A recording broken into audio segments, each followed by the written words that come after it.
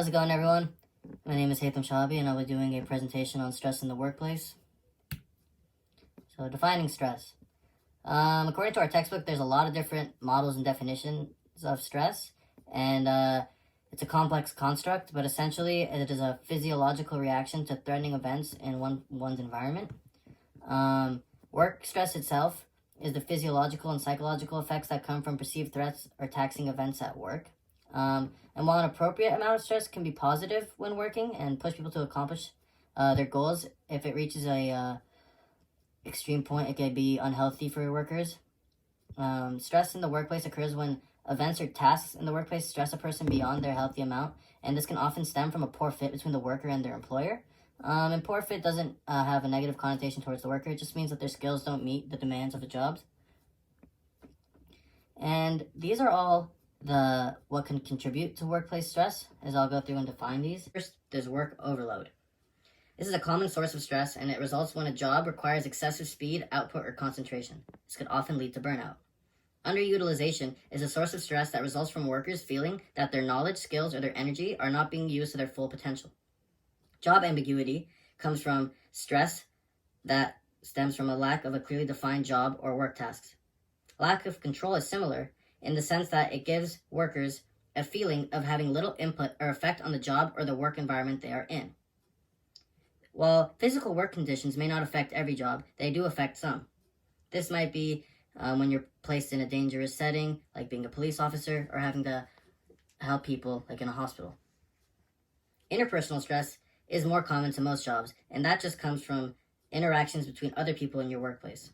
This type of stress is, in other words, inevitable.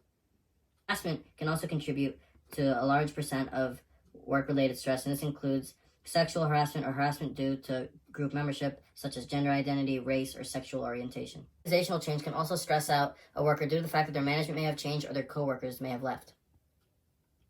Work-family conflict refers to the cumulative stress that comes from the duties of having a family and a job, and can really contribute to stress in the work setting and outside of the work.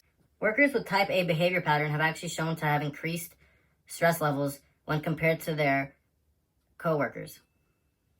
One's susceptibility or resistance to stress, of course, can regulate what contributes to their stress. If you are more resistant than others to stress or more used to it, you may be able to cope better with the stresses that come with work. Self-efficacy refers to an individual's belief in his or her abilities to engage in their work. And with high self-efficacy comes lower stress. And the lower your self-efficacy, the higher stress you may experience. These ideas together are what make up workplace stress and contribute to the common patterns we see in American workplaces. Currently, I am working in a research lab at UC Irvine.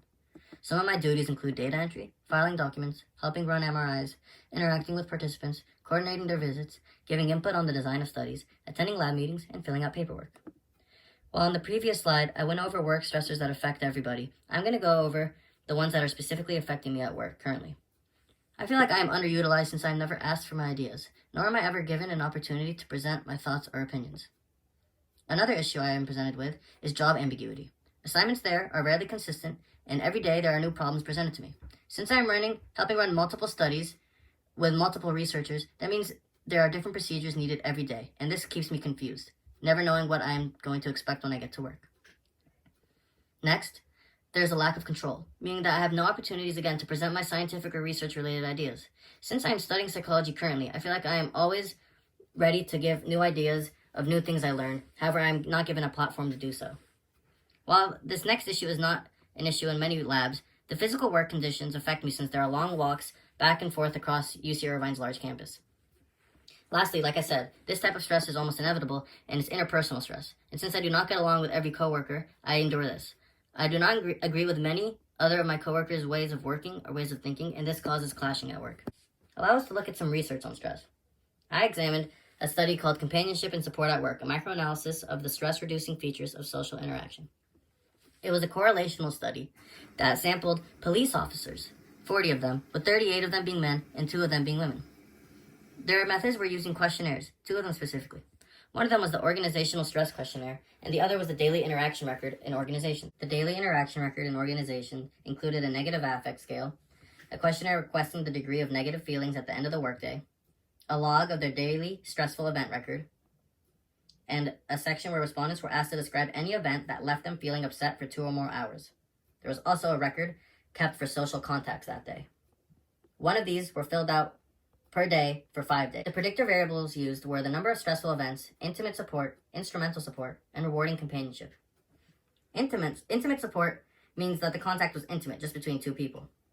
Instrumental support meant that one person helped another with a certain task. And reward companionship meant that people laughed and had fun together.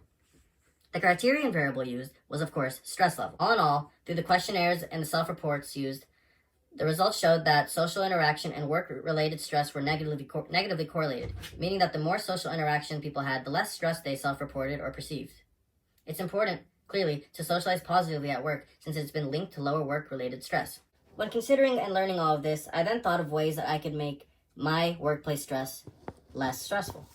And one of my first ideas was that I think research assistants should be assigned to one study at a time. Since there are multiple studies that require multiple different procedures, it might get confusing going to work and not knowing which study you're going to be working on that day. Thus, I think that research assistants should be assigned to one thing at a time. Next, I think that establishing more open communication for research assistants and their superiors should be made available.